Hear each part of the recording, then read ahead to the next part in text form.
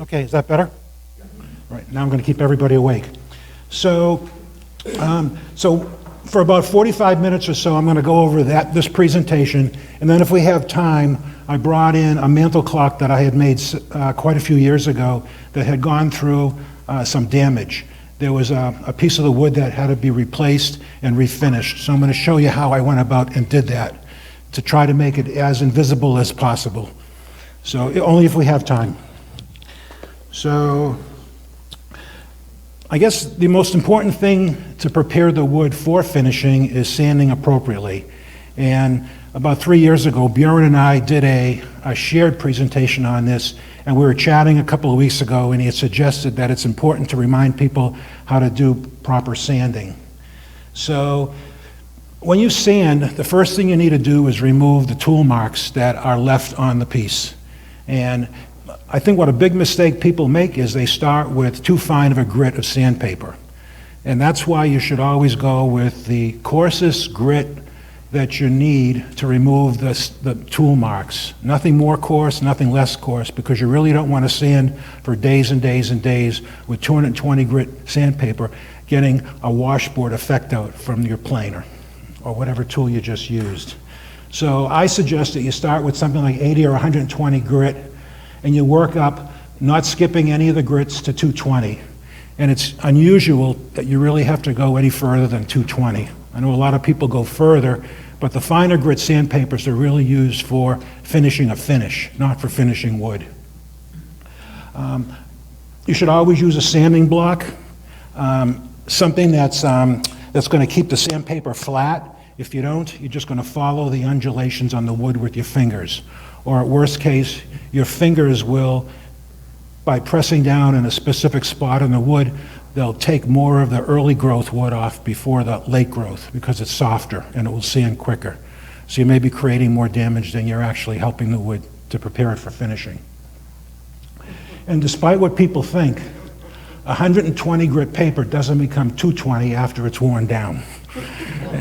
And I know, it's amazing that people will spend $3,000 or $4,000 on a saw stop that they use about 15 minutes a week, but they won't throw away a 50-cent piece of sandpaper that's been worn out for 6 weeks ago. So, when people ask me how much you should finish or how much you should sand, I always respond by saying, it all depends if you're using a new piece of sandpaper or something that's been worn out. So if your sandpaper looks like this, and I think we all have boxes of these at home. I mean, the thrift store doesn't even want to take this. So it's time for new sandpaper, and it's really not that expensive. And another thing that people think about is when you leave it overnight, grit just grows again, and it doesn't. So just toss it. Every time you use a specific grit of paper, you should remove the dust, because you're actually filling the pores of the wood with dust. And if you leave it in and you finally decide to finish, the finish won't take that well, especially on a porous wood like oak or mahogany. So it's best to vacuum it or to use compressed air and blow the dust away before you start with the next grit. And as I said, most of the time you really don't have to go further than 220 grit to prepare the wood. One of the things that you should do all the time before you start finishing is use a raking light, a light that has a low angle against a piece of wood, to see if you've missed anything. And the next step after that would be is to use some kind of a solvent like turpentine or acetone. You wet down the wood, and it's amazing what you'll see in the wood that you may have missed, that you'd really want to go back and sand before you finish something. Because the last thing you want to do is have that show up once you put a stain or a finish on, because then your life becomes a lot more difficult.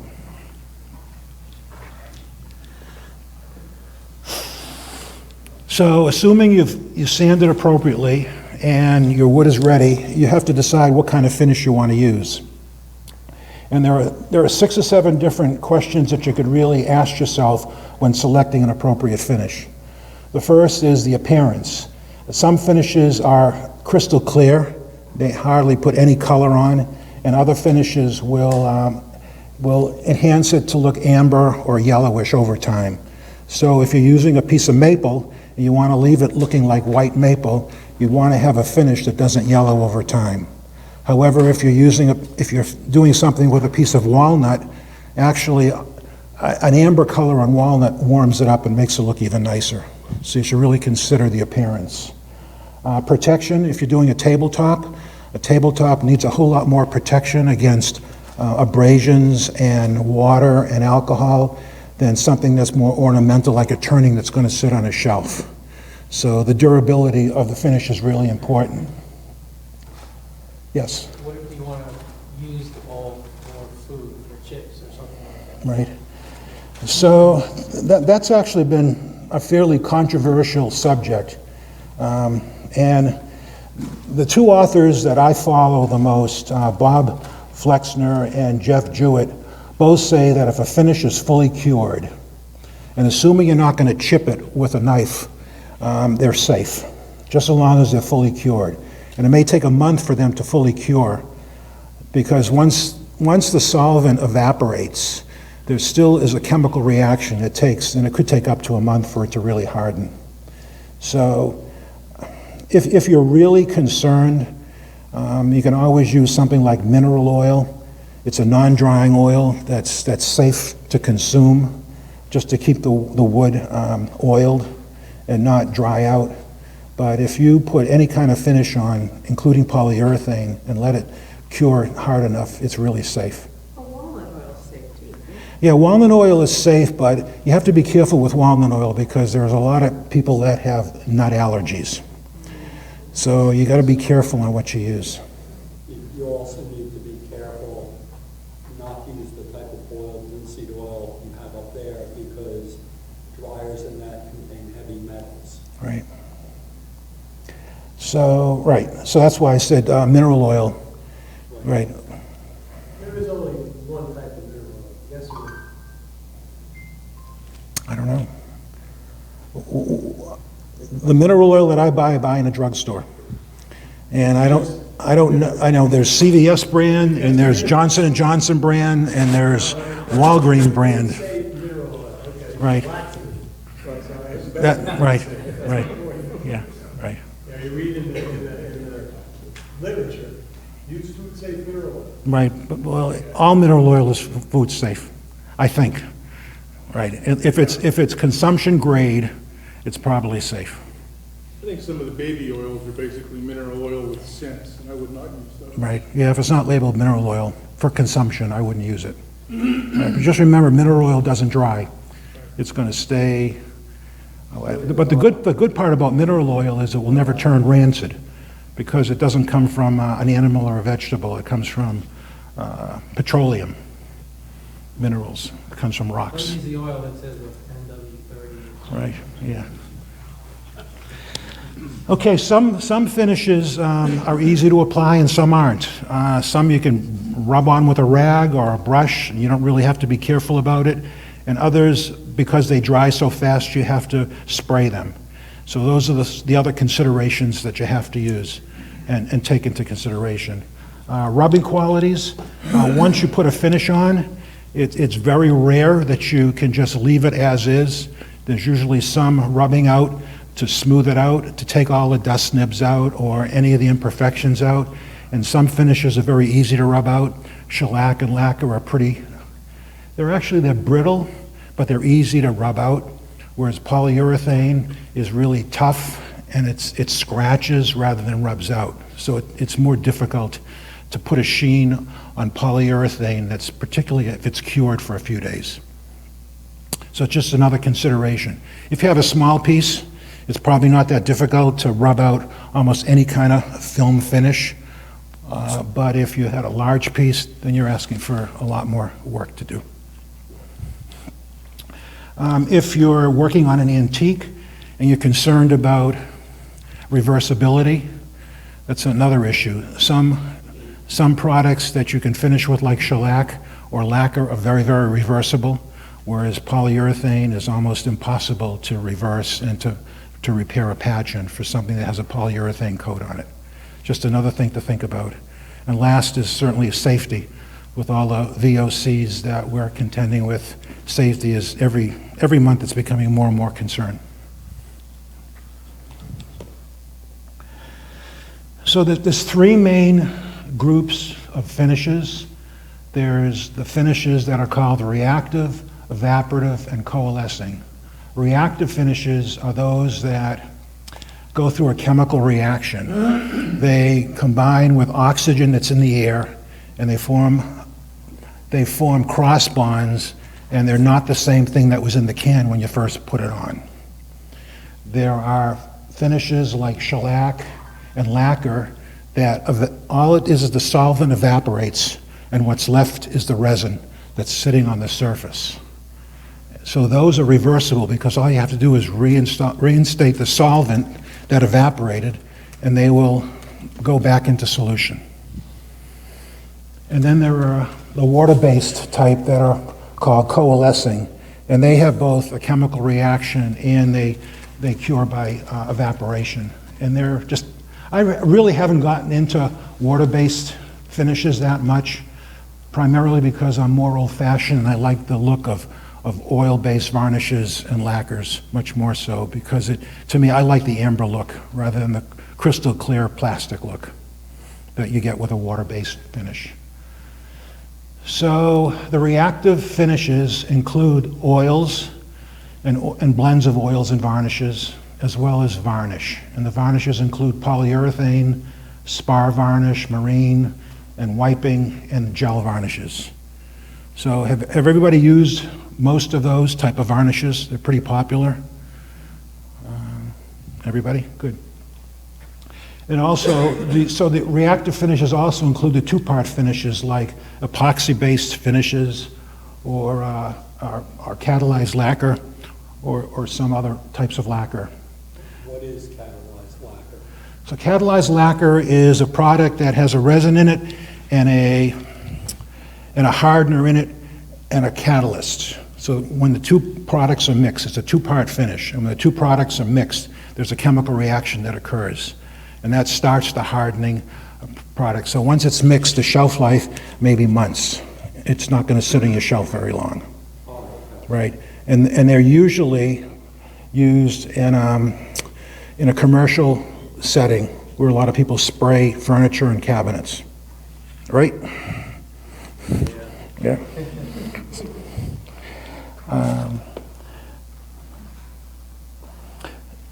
So there are three kinds of film finishes that are called evaporative. They're shellac, lacquer, and wax. So shellac is a product that is very, very safe. For years and years, the pharmaceutical industry used shellac to spray on pills to make them shiny. And the food industry used shellac to spray on apples. We used to go in a supermarket and see a shiny apple on the counter. It was shellac. So if you're ever concerned with the toxicities of any of these products, shellac is the safest. It's actually approved to consume. Lacquer is not approved to consume, especially in the liquid state. It has some pretty toxic solvents associated with it. It's got a nasty smell. I would not suggest that you spray lacquer unless you have an appropriate room to do it in, and it's not your basement. How? Sure. This is interesting tidbit. Shellac is actually made out of roundup insect shells. Shellac is a secretion from a lac bug, and it covers trees in India and that part of the world, and they will go and they will harvest all that secretion that's on the trees, and they'll refine it. And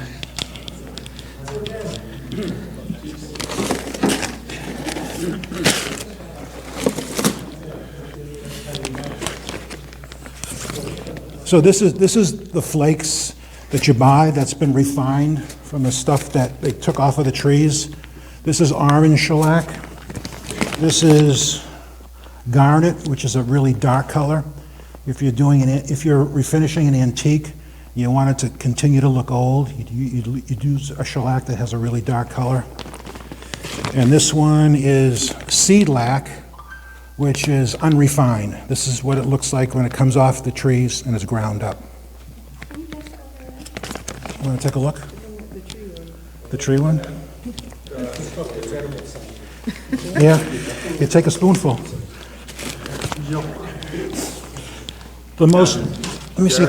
Yep, Does shellac come, you see de-wax shellac, right? You want to use de-wax. right. Does shellac from the tree or from the bug actually have wax in it? Yes, right. So the problem with wax, actually wax puts a lot of good things into shellac. It makes it flexible. Some say it makes it more waterproof. Once you take the wax out, it loses a little bit of those two qualities. But the problem with wax shellac is used as like a universal intermediary. If you're putting down a water-based dye and you're putting a water-based finish, you'd seal the water-based dye into the wood with a coat of shellac. And virtually everything sticks to shellac, except polyurethane. Some people say polyurethane may not stick to shellac as well if it still has the wax in it. So you can either buy de-wax shellac, or you can let a can of regular shellac sit on the shelf for about 2 or 3 weeks in a clear glass jar. And you'll see the shellac sitting on the top and the wax sitting on the bottom. And you could decant off the top part, and you've got de-wax shellac. What do you mix those little flakes with? Shellac. Denatured alcohol. Have you ever had any problems dissolving the flakes? Yes, I have.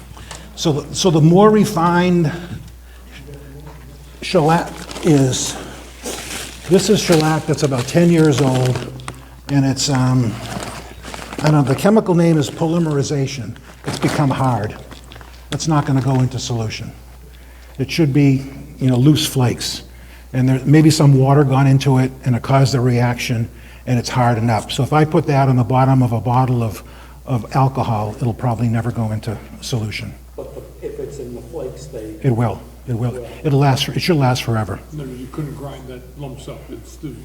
No, you'd have ground up shellac sitting on the bottom of the alcohol. They talk about cut with shellac. Cut, yes. So when you buy a can of shellac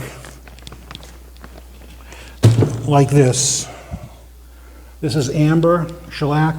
It's also called orange shellac, and you can also buy clear shellac. It's about 3-pound cut, which means there are 3 pounds of shellac dissolved in 1 gallon of alcohol. It's called a 3-pound cut. I would never use shellac full strength as a 3-pound cut because the alcohol will dissolve and it won't level out and I'll get runs, and I'm just asking for too much trouble. So I at least will cut this in half. I'll make approximately a 1 to 1.5 pound cut. So I'll dilute it out with at least 50% more alcohol. So most people who get turned off using shellac is because it's too thick out of the can. And if they diluted it out, it just becomes such an easy, enjoyable product to use. I did I'll pass this around shortly. Talking about everybody who did things just at the last minute. Well, I did 3 or 4 sample boards last night. And how do you get 3 coats of shellac down and dry enough so you can rub it out all in 3 hours? It's amazing what you can do. So here's a piece of cherry that has brushing lacquer on the top. It has shellac next. It has a gel varnish down in the 3rd spot, and the bottom it has wiping varnish.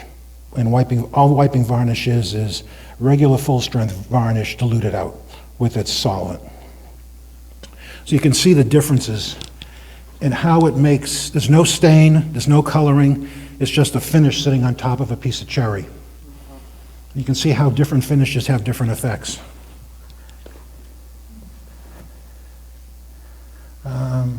Coalescing finishes, just a couple of quick comments. A coalescing finish includes latex paint, white and yellow glue, and most water-based finishes. When you see a can that's labeled water-based varnish, It's not varnish. A varnish can't be water-based. It has to be oil-based. Because to make varnish, you take resin and you take oil and you cook them together and you make varnish. So it's impossible for a varnish to be water-based. What it really is an acrylic formulation that simulates a water-based varnish-like product.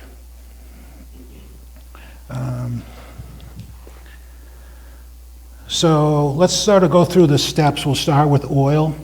The easiest finish and probably the oldest is basically taking some kind of oil and rubbing it on wood, letting it soak in until it doesn't soak in anymore, and then start the process all over again the next day and the next day and the next day until you start building up some coats on the wood. It's very, very common. It makes wood look very natural, and it makes the grain pop.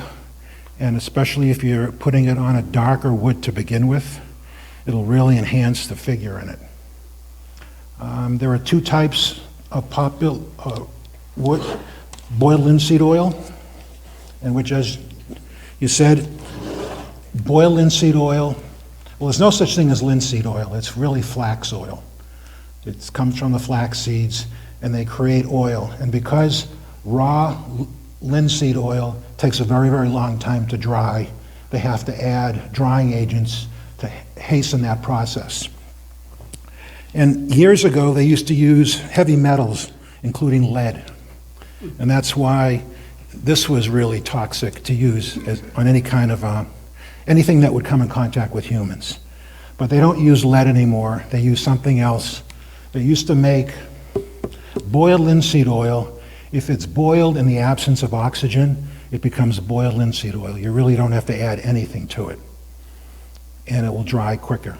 So you can do it with or without additives. The other product is tung oil. Tung oil is a little bit whiter, clearer than boiled linseed oil. Boiled linseed oil will darken wood more than tung oil. If you want to oil maple and you want it to stay white for years and years and years, although tung oil will darken a little bit, it won't darken as much as boiled linseed oil. Is there a particular form you would use those on? Make that choice. You could use oil on anything. It enhances the figure and the grain of the wood. It just, and some people will just use oil and nothing more on wood. The trouble with that is it dries out after a while, and you have to freshen it up. Maybe once a year, but it doesn't have any durability. It doesn't put any kind of a coating on it. All it does is it seeps into the wood and it enhances the grain. You can purchase food-safe boiled linseed oil. It's sold by Tried and True Right. under the name Danish oil. It's true boiled linseed oil. It's highly polymerized. Right. There are several companies now selling environmentally safe oils and waxes that people are using on furniture and floors. One of the company's names is Osmol, O-S-M-O-L, and another one is Monocoat. Right. And that's sort of the latest in furniture and floor finishing. All they are is polymerized oil without the additives because they're boiled in the absence of oxygen, and wax. But they're safe, you can eat them. You can do whatever you want. There's no VOCs in them at all. It's zero. So they can make those claims. And that's probably as you said, that's the latest, in what's happening today in finishing. Because people are getting away from oil-based finishes that are toxic, to the environment. Not so much toxic once they dry and they cure, but it's all the solvents that are evaporating into the atmosphere. So as I said, some oils dry and some don't. They're modified, which is what we just talked about. And oils, when you apply oil, I'll show you this in the next slide. So here's sort of a recipe on how to apply oil to wood. And this is for just straight oil. So you sand the wood to 220, you've raised the grain, which means you mist it with some water. You let the little fibers that your sandpaper have laid down stand up straight so you can lightly sand them off. And you remove the dust. So now you've got a surface that's ready for finishing. You flood on oil. You don't have to, you can pour it on, you can use a rag, you can use a brush, you can do anything you want. You just pour it on and you let it sink into the wood. And you'll see in some spots the end grain that's showing on the surface of the wood will absorb a lot more oil than others. And you'll see dry spots developing. And all you want to do is just put more oil on those spots until the wood, no? You sure? Well, what I would do is I would put as much oil as I can on and let it saturate, and then I would wipe it off. I would wipe off the excess that didn't go into the wood, because if oil dries on the surface, it's going to become rubbery, and you don't want that to happen. And that's one of the ways that you tell what's in the product.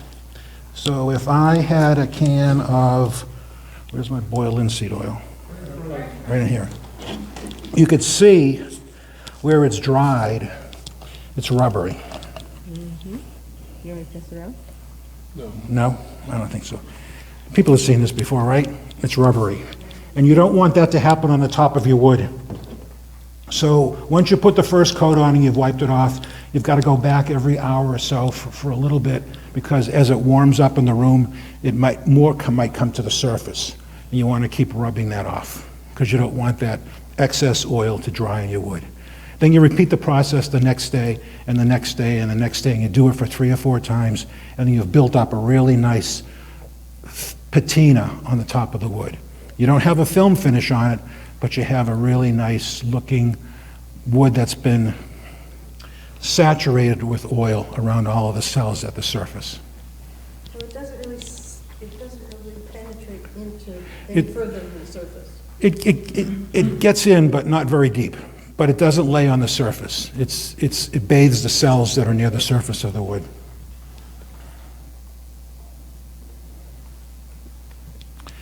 So again, this is what I basically said. If you're oiling a wood that has a lot of pores in it, if it's something like mahogany or walnut, where it's a very porous wood, what I've done in the past is when I flood on the second or third coat of oil, I've taken some wet, dry sandpaper, maybe 600 or 800 grit, and sand the oil into the wood. And it creates a slurry of some of the wood plus the oil, and it fills the pores of the wood. So you can get a flatter surface to finish on later on. Okay? You know, a lot of times you've just finishing some walnut, and you see the pock marks all over. It's because there were pores in the wood that never filled completely. So what the sanding and the slurry does is it's a grain filler. You're creating a grain filler to fill the grain of the wood, to create a flatter surface. Okay, because oil doesn't protect the wood, or doesn't have much protection or durability, the industry has combined oil and varnish together. And this is something that, you know, old-fashioned woodworkers have been doing for years and years and years in the 1800s. They take a third of oil, a boiled linseed oil, they take a third of varnish and a third of paint thinner or turpentine, and they combine it and they make a rubbing finish for their wood. And a lot of the mahogany and wood early American furniture was finished with that. And they used to do it once a day for a week for a year, and then once a year for the rest of your life. Because oil eventually will dry out a little bit and it has to be renewed. But it's very, very easy to renew it, because there really is nothing sitting on the surface. It's all soaking into the wood. Jerry, that 3-part finish, varnish, oil, and turpentine, you could in substitute polyurethane for the When I say I mean polyurethane. Polyurethane is a varnish.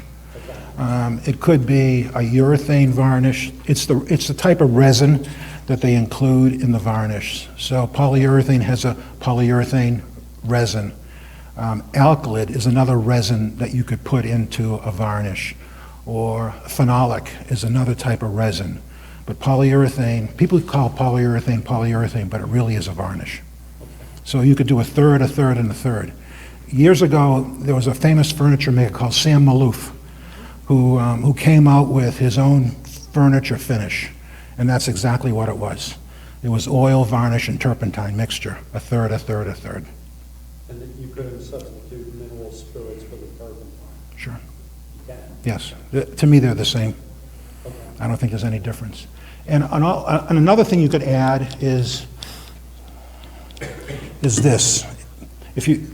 Because it takes a while for it to dry, this is the additive that people are adding to enhance drying. It's called a Japan dryer.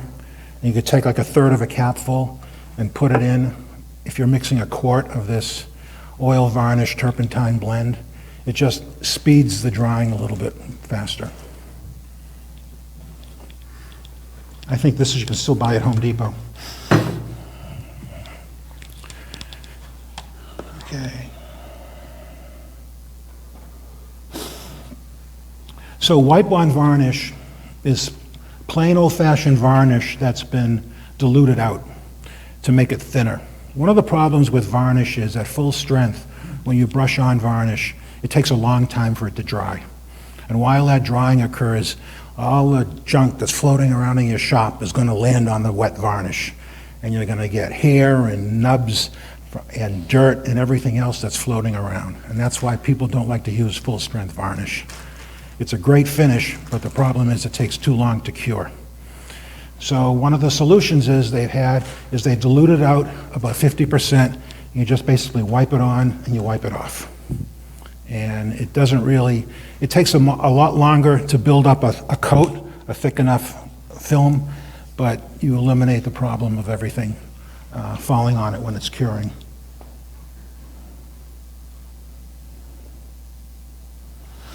So some of the brand names that are wipe-on varnishes include General Finishes Seal-A-Cell, and actually on that cherry board that I passed around, I used some of that someplace.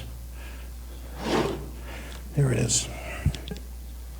So Armor Seal, General Finishes is usually a pretty good product, and it says oil and urethane top coat. So you would think that this would have some kind of a urethane in it and oil, correct? Based on what's on the label, everybody can see it? All this is varnish diluted out 50%. The reason they can say oil on the label is because when they make varnish, they use resin and oil. So the varnish has oil in it.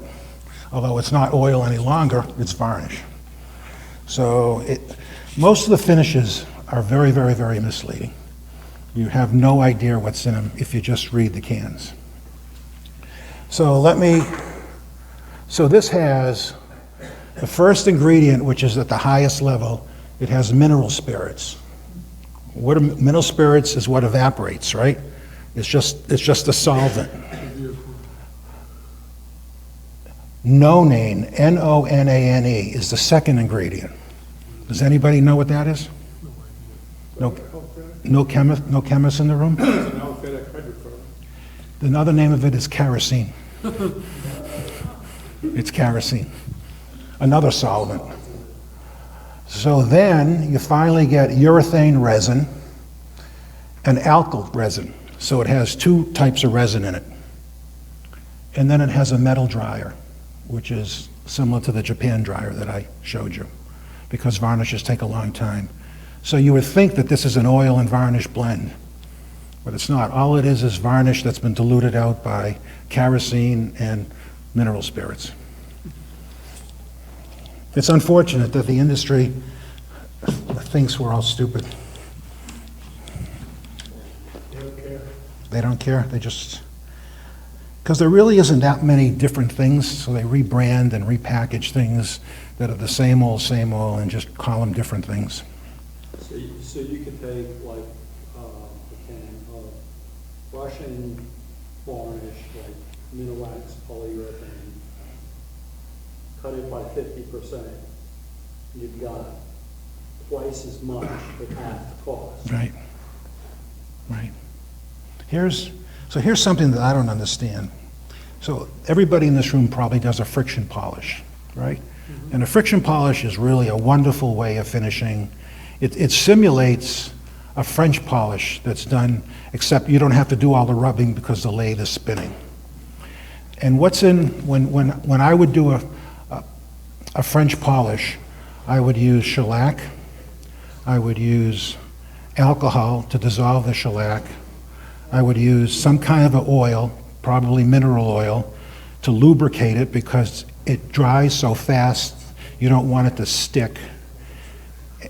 And that's it, 3 things: alcohol, shellac, and mineral oil. So I can make a gallon of that for about $20, $30. But you guys will spend $200 a gallon for Midland friction polish. Midland friction polish costs $25 for 16 ounces. And that calculates out to about $200 a gallon.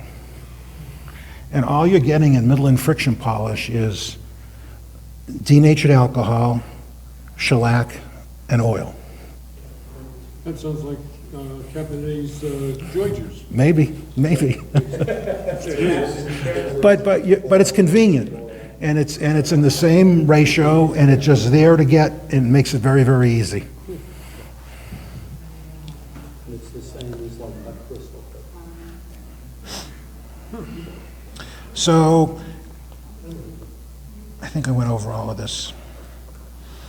Jerry, I don't know if you covered this while I was out of the room, but the general finishes with armor seal, Yes.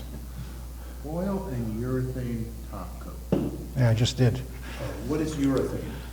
So urethane is varnish. It's That's what, urethane is what they're calling varnish. So when you make varnish, you cook oil and you cook a resin together, and you create a varnish. So there are different kinds of varnishes. There's polyurethane, because it has a polyurethane resin in it. There's phenolic, because it has a phenolic resin in it. There's alkylate, that has an alkylate resin in it. And years ago, they used to get resins from trees, but now it's all synthetic. So this is, all it is varnish that's been diluted out with solvents. It has no oil in it. And they're using the word oil on the can because the original varnish, the urethane, was once made with a combination of oil and a resin.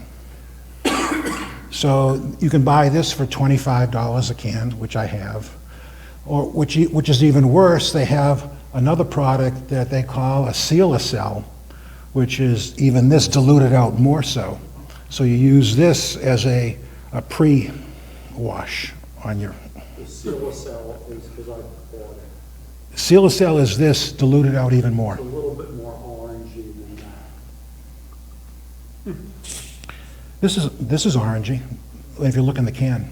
When I put them in the bags, the Sealacell Right. is more orangey than that one. Yeah. But I guess somebody's got to support, and I do it too. We all do it, support general finishes. So wipe on varnish is something that's pretty easy to do. I don't know, is that cherry stick turning around? The wipe on varnish is the first one on the bottom. Right. that's only one coat there. Yeah, that's only one coat. Normally it has multiple. Right. Which is the top one again, Jerry? The top one is lacquer. That looks great. I brushed on lacquer. I put on a pretty heavy coat of lacquer twice. And then I prayed that it was hard enough for me to rub out. Did you do anything in between? Nothing. You don't really have to do anything in between coats of lacquer because the second coat of lacquer is going to redissolve the first coat. The only reason you would have to do something to the first coat is there's something, like about the size of this landed on the top of it that you'd want to get off. You may want to do something with that. Well, how do you build up coats if the second coat dissolves the first coat? Believe it, the resin just keeps layering and layering and layering, gets thick and thicker and thicker, just like shellac.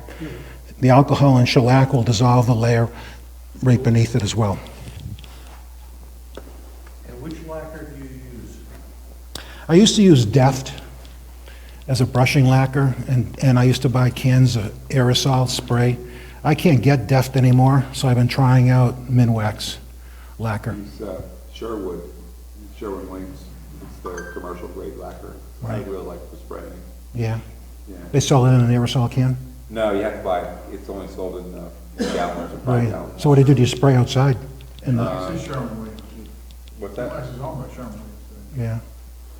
No, Yeah, actually, I spray inside, right. usually in the garage. Yeah, that's something I won't do. What kind of brush do you use on the brush on? A good brush. A good brush. You can spend a lot of money on a brush. You can spend a little bit of money. You need a polyester brush for lacquer, and the thicker the better, because you want it to hold as much of the lacquer that you can. Because brushing lacquer, you've got to work really fast, because the lacquer solvent is coming out while you're brushing it. And you hardly ever have a chance to go over it a second time. So you want to put, if you want to put it down, you have to use a good thick brush. What I sometimes get away with, if it's not a big piece, I'll take a foam brush, even though it says right on the handle, do not use for lacquer or shellac, if I do it quick enough, because a foam brush leaves no bristle marks, and it holds a tremendous amount of finish. And it will dissolve the foam if you use it for too long. But quickly, a couple of up and downs, it works great. What do you prefer spray on them? To build up a coat, what I would do normally is I'll brush on lacquer initially, and then I'll spray it at the very end, because a spray gives it a much finer, cleaner top coat on top. But it takes too long to build up finishes with spray. It takes forever. So you could spray lacquer over that. You can spray lacquer over lacquer. Deft is lacquer, Right. right? And how many layers do you go for? It all depends what you want, it all depends how you want it to look. Sometimes a couple of coats is enough. Usually 3 or 4 is where I'll start thinking about, do I have enough on there or do I want to put more on? I generally use shellac as a base coat, or as a sanding sealer. Right. And then do a couple top coats and spray a couple top Yeah. coats after. I used to do that all the time, but somebody said to me that you can take whatever the top coat is, you can take that and dilute it out 50 or 70% and use that as a wash coat initially. But shellac is easier to do it, and shellac, you'll know anything's going to stick to it. So that's a good choice, but in case you don't have any shellac, you can always take whatever your finish is and just cut it down and make it very thin and use that as your seal coat, your first seal coat. Hey Jerry, what is triple E? You use that as on the wood first before you put something else on. You ever try that? Triple E, I don't know what that Triple E is. is a burnished, it's an abrasive polish. Triple E, I don't know, it just It's not, says it's not, it's not a finish. No, it's not a finish, It's not a finish, it's really a rubbing compound. Right. Has some wax in it. Oh, TRIPOLI? No, triple E. Yeah, on the trade name, there's a EEE, triple E. Yeah. Yeah, it's triple E compound, is what. Is that something for turners? Is that for turning? Yeah, right. fills in the voids. So it's a polishing compound, Yeah, right, okay. it's like Yorkshire grit or. So years ago, Polishing is taking out the end marks on your finish. And then you can put another finish on top of that? Yes, yes. so years ago, before sandpaper was created, people were doing French polishing with shellac, and they were using crude types of varnish, and they were using oils. but they still wanted to smooth out the surface. So they used things like pumice and rotten stone. And pumice has a variety of different grades depending on the size of the abrasive in it. And they would use that and mix it and make a slurry and rub it on the surface and polish the finish. And that's the life before sandpaper. But now we have scratch removers that you can buy in an automotive store, which is probably similar to what that EEE stuff is. It works, whatever works. You know, Does that have oils in it? this has oils, I don't know.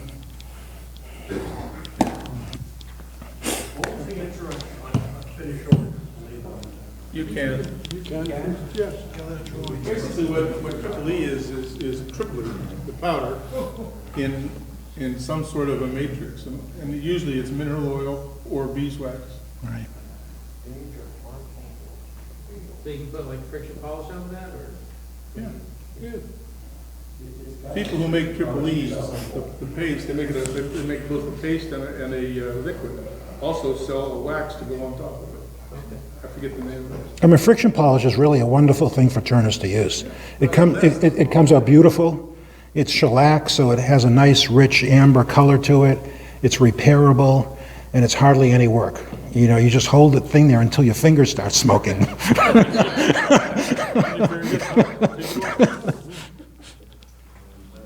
Okay.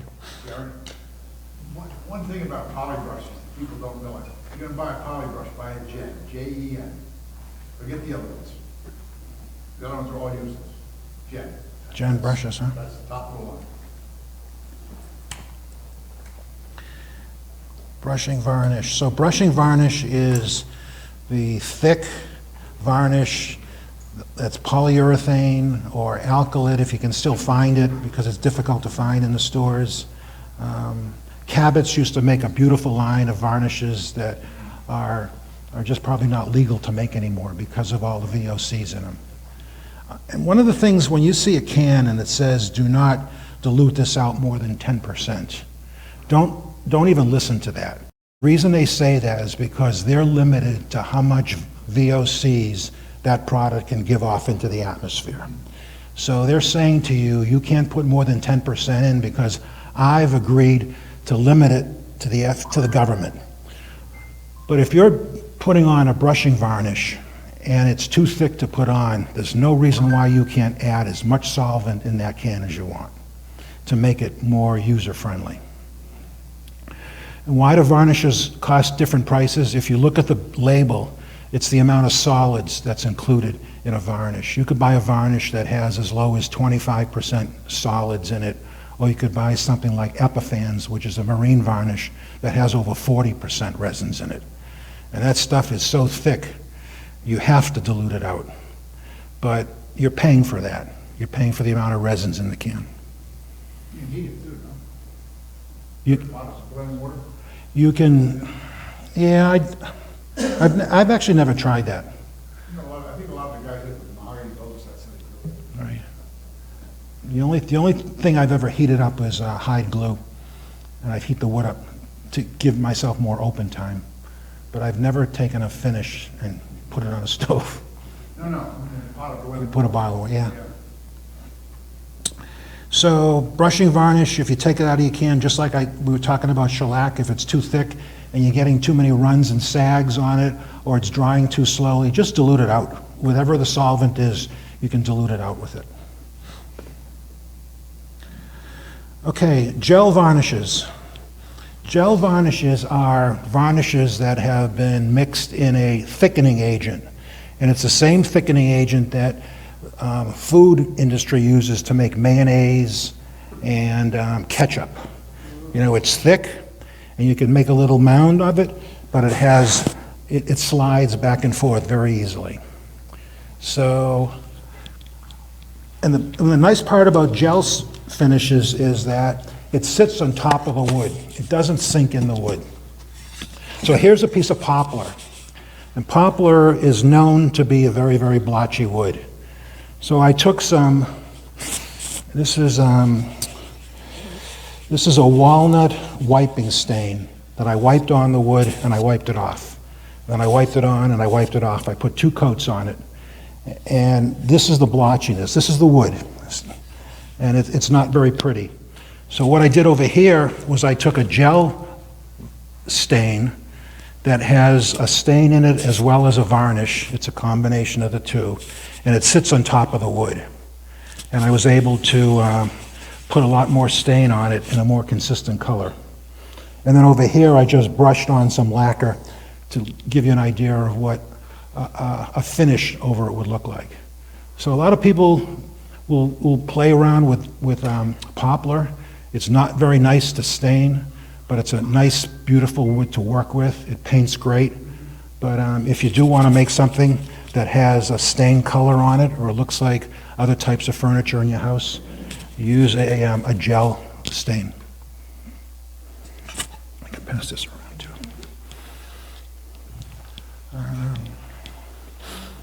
Let's see what else.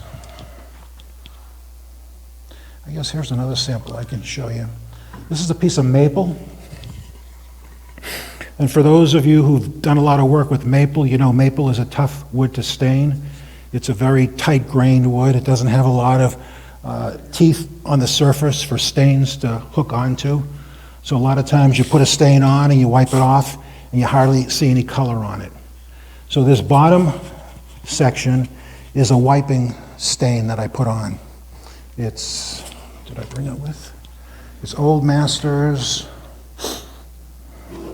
Maybe I didn't bring it. Or maybe it's in, there it is. Old Masters is a brand of stains and finishes that I like. It's similar to General Finishes, and it has a lot of substance to it. It's not thin and watered down like Minwax is.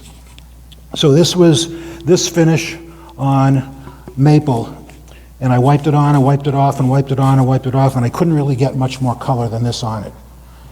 This one is a gel stain, a polyurethane gel stain that sits on top of the wood, and this one is an aniline dye. The aniline dye is a way to colorize wood, but it has much smaller particles. It actually goes into a solution, whereas a stain has bigger pieces that are in a suspension. That's why the can keeps telling you to mix the stain often to redistribute the pieces. And I was able to get a lot more color much easily when I was using aniline dye on maple. But the aniline dye is still staying on the surface. Aniline dye sinks into the wood. Oh, okay. Aniline dye will sink into the wood and actually will allow the grain of the wood to shine through because it doesn't have the large particles of the stain to obstruct it. So this actually goes deeper into the wood than this one.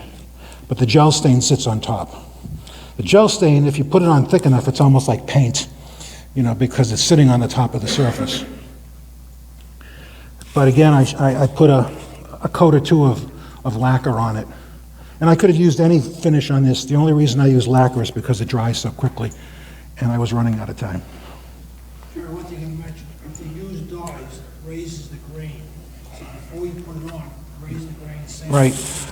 Whenever you use, aniline dyes come in water-based, alcohol-based, and non-grain raising, which is already in solution. But this is a water-based, and you're right, when you put water on something, especially with a stain, it's going to raise the grain. So it's best to raise the grain before you actually put the stain on. It'll prevent 90% of the grain raising to happen. So there's fibers laying down because of the sanding that you've done. And the water goes on, it swells the fibers and they stand up. And that's why you feel like little fuzzies after you've put water on a piece of wood. And what you need to do is sand that off before you stain it. Pass this around too.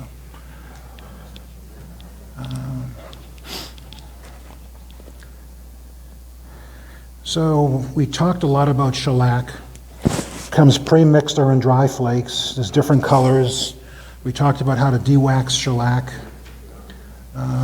Because shellac is mixed with alcohol, and alcohol, the chemical formula of alcohol is OH, and OH is a relatively unstable formula, a compound, it wants to attract another hydrogen, which creates water, and that will make shellac unusable. It'll never dry.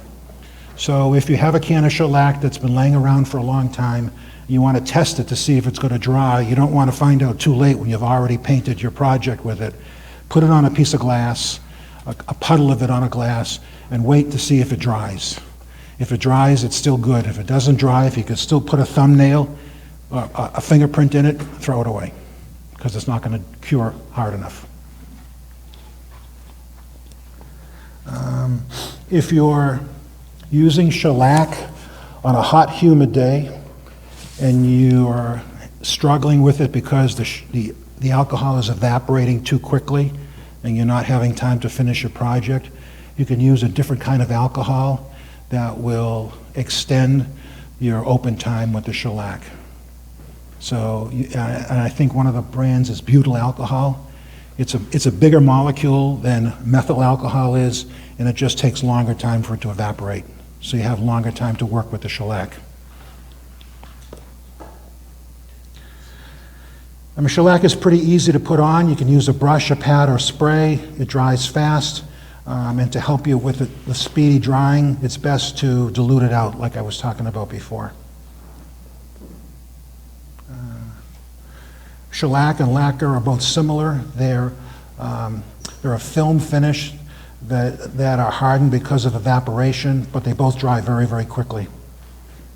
I think a lot of these things we talked about. You put lacquer over shellac? You can put anything over shellac. You can put anything over shellac. You can put polyurethane over shellac if it's de-waxed. You could put lacquer over shellac. You could put peanut butter over shellac.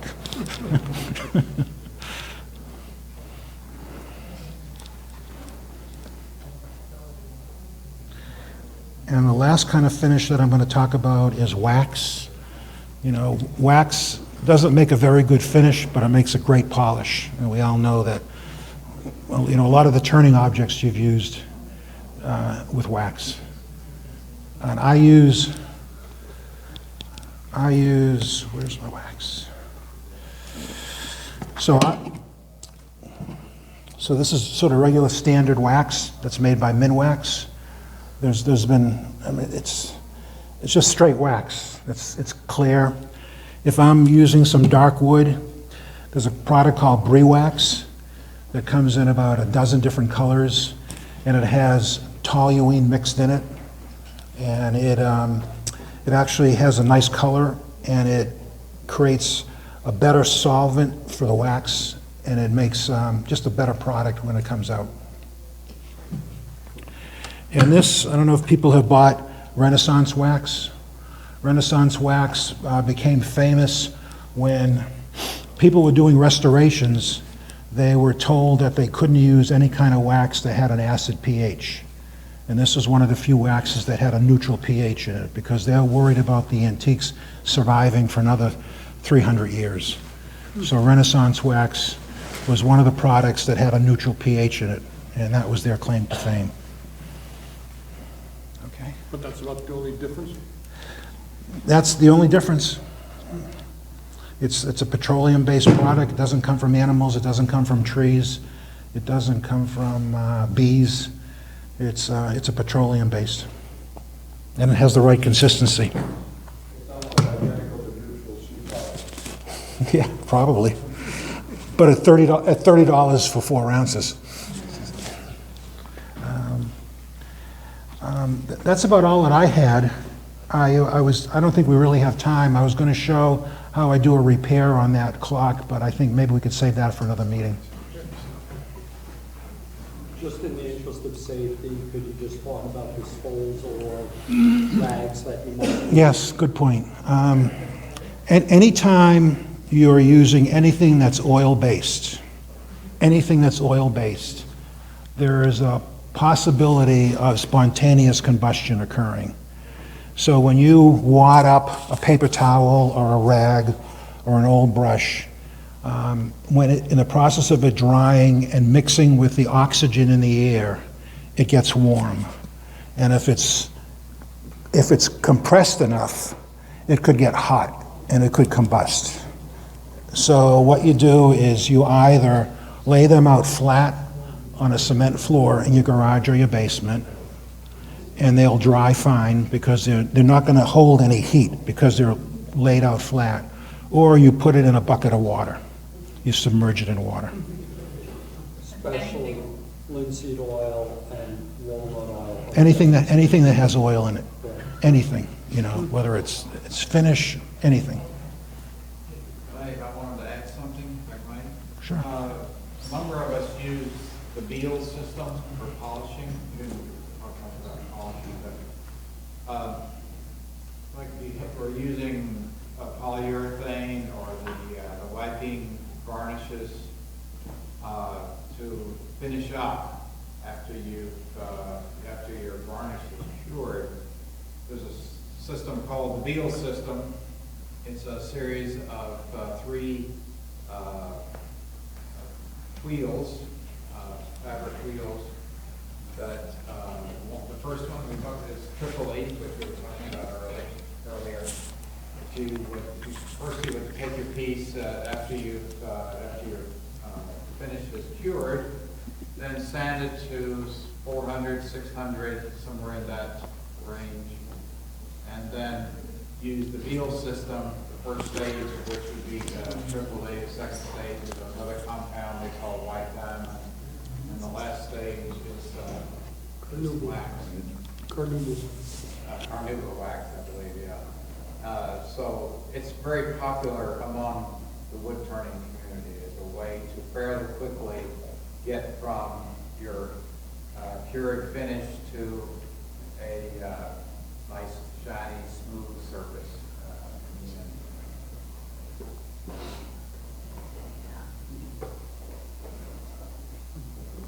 Okay, any other questions? Okay, thank you.